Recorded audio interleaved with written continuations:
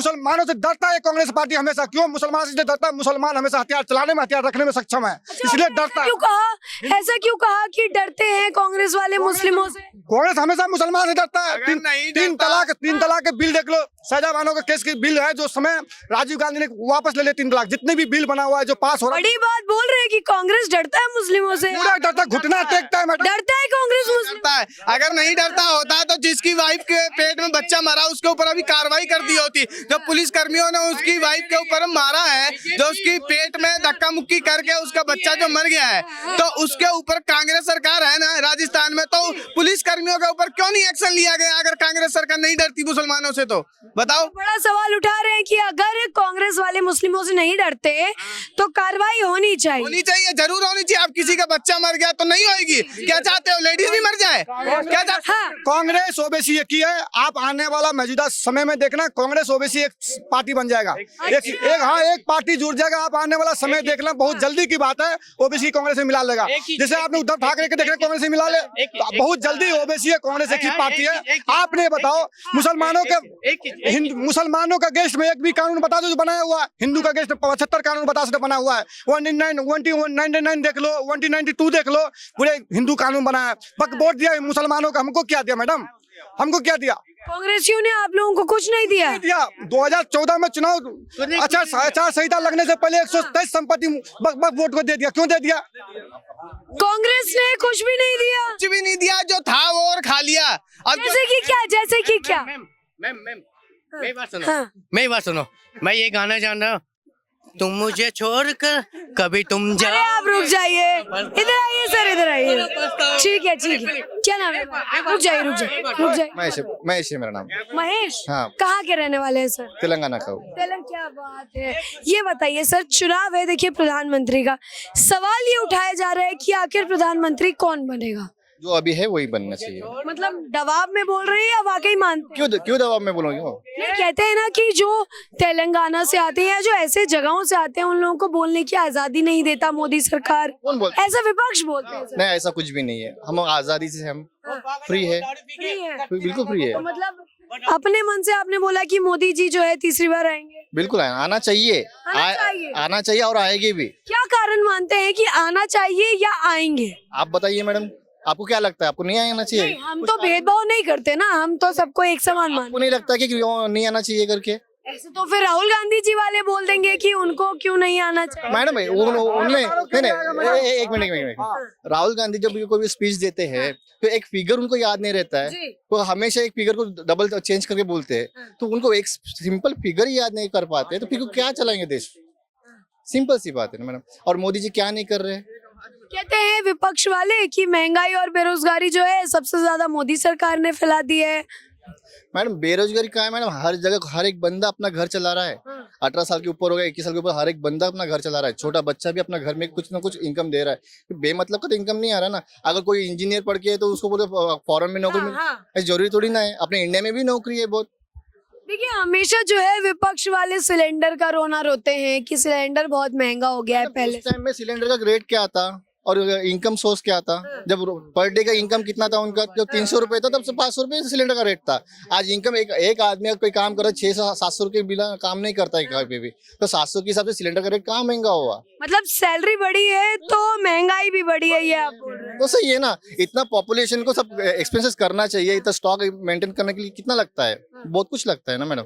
तो उसे सैलरी की देखो, आज मैं 300 रुपए में 10,000 में काम करता था, आज मैं लाख रुपए कमाता हूँ। तो फिर मतलब ब्लैक मनी है या व्हाइट मनी? मैडम व्हाइट कम मनी है। अगर ब्लैक मनी रहती तो आपके सामने नहीं थोड़ी ना बोल पाता ना मैं।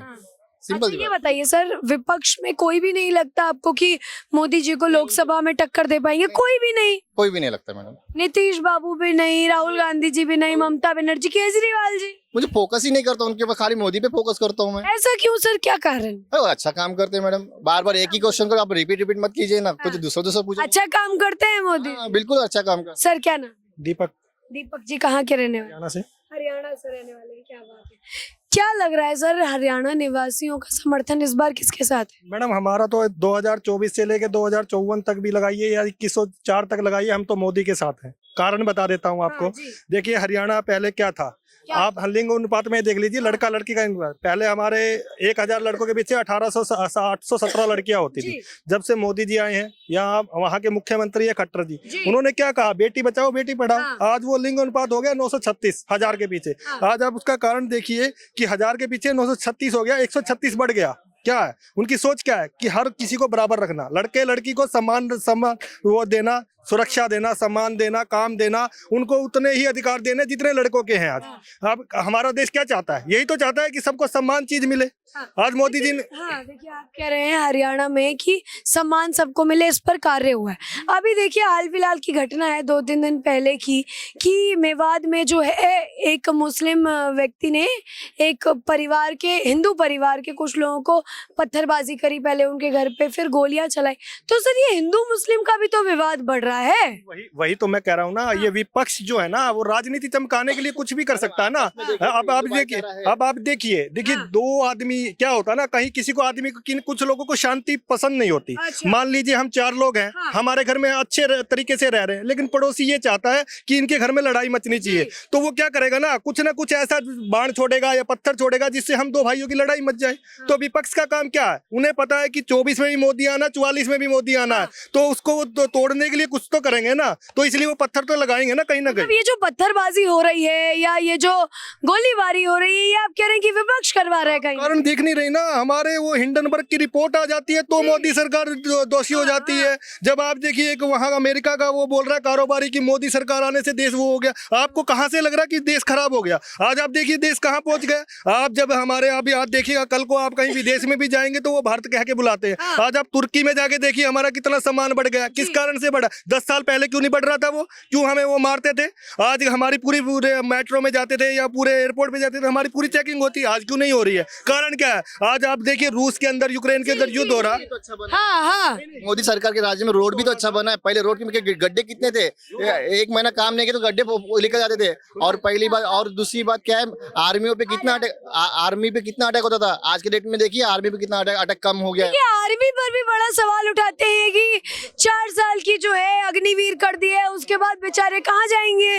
देखो मैडम, चलो ठीक है, अग्निवीर में अभी कौन जाने वाला है? ना इंजीनियर जाता है, ना MBBS जाता है, ना कोई क्या बोलते हैं MBA वाला स्टूडेंट नहीं जाने वाला है। जो 10वीं पास हुआ, 12वीं पास हुआ वही जाएंगे ना, कोई डिग्री करने वाला तो नहीं जाने वाला है। तो उनको 4 साल में जो भी अमाउंट मिलता, कमाने का मौका तुम कमा तो रहे हैं ना, तो उसके बाद तो कुछ एक्सपीरियंस तो मिलेगा। जो अग्निवीर किया है वो सही किया है ना। अरे 4 साल तक घर पे बैठने से वहां जाके तो बैठ रहे, वो कौन सा कमी? ठीक है सर, आप देखिए रक्षा की बात कर रहे थे लगातार, एक शब्द है गौ रक्षा, सुना होगा आपने।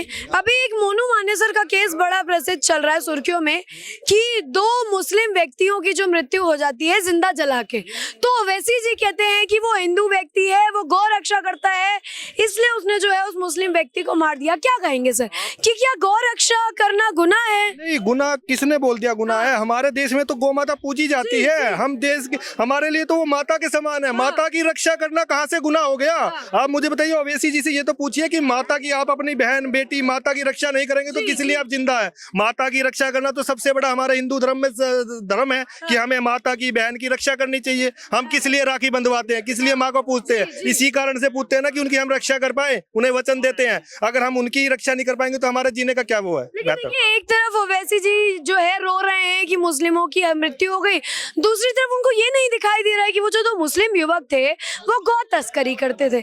उस पर सर कोई भी मुस्लिम समाज का व्यक्ति नहीं बोलता, ऐसा क्यों? हमेशा एक समाज टारगेट क्यों? मैडम वही तो मैं आपको बता रहा हूँ ना, वो अपनी राजनीति चमकाने के लिए, जब वो कहते हैं ना कि अपने घर में कुछ भी होता रहे, दूसरे के घर में वो दिखे तो उनमें आग लगा दो आप, दूसरे के घर में थोड़ा सा भी तेल दिखे तो उसमें आप माचिस लगा दो। ओवैसी जी का काम ही यही है। उन्होंने क्या कर रहे हैं, उनको ये पता है कि अगर मैं ये नहीं बोलूंगा तो जो मुझे वोट मिल रहे हैं, हैदराबाद में भी जो वोट मिल रहे हैं वो भी खत्म हो जाएंगे। उनका एक मेन रीजन है कि अपने मुस्लिमों को, हिंदुओं को आप टारगेट करते रहो, जिससे मुस्लिमों को हमें जो वोट मिल रहा है, जो उनकी वोट बैंक की राजनीति है वो हमें मिलती रहे। इसी कारण से ओवैसी जी लगे हुए हैं।